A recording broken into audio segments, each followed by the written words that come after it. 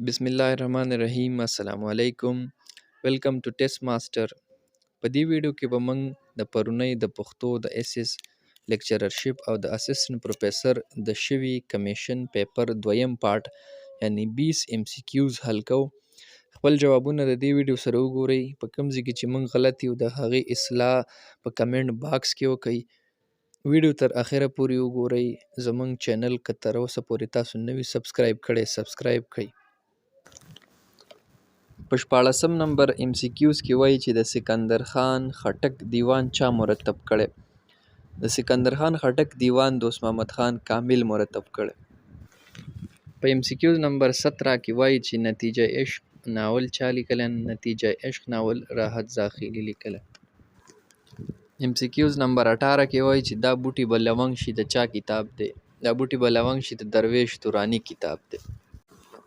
MCQs نمبر 19 او 20 کې وایي چې زبور عجم او ضرب کلیم چا ژباړلي؟ زبور عجم او ضرب کلیم تقویم الحق کاکا هیل ژباړلي. MCQs نمبر 21 کې وایي چې رحمان بابا د ولس شاعر د چا کتاب دی؟ رحمان بابا د ولس شاعر د ډاکټر اعظم کتاب دی. MCQs نمبر 22 کې وایي چې د کاڼي اوښکې د چا لیک دی؟ د کاڼي اوښکې د خورشید اقبال خټک لیک دی.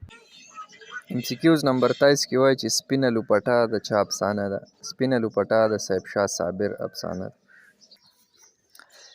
MCQs نمبر 24 کې وایي چې د پښتو اولنی ناول کوم یو دی؟ د پښتو اولنی ناول نتیجه عشق دی. MCQs نمبر 25 کې وایي چې برند خاموشي د چا افسانه ده؟ برند خاموشي د علي خیل دریاب افسانه ده. MCQs نمبر 26 کې وایي چې توبة النصوح چا ترجمه کړی؟ توبة النصوح یوسف کاکا خیل ترجمه کړی.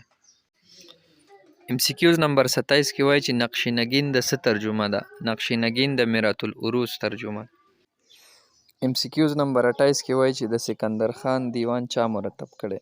د سکندر خان دیوان کامل مومند صاحب مرتب کړی. MCQs نمبر 29 کې وایي چې د دولت لوانی د پلار څه نوم دی؟ د دولت لوانی د پلار داود نوم دی. MCQs نمبر 30 کې وایي چې میرات العروض چا ترجمه کړی؟ میرات العروض حسیب ګل کاکا هیل ترجمه کړی.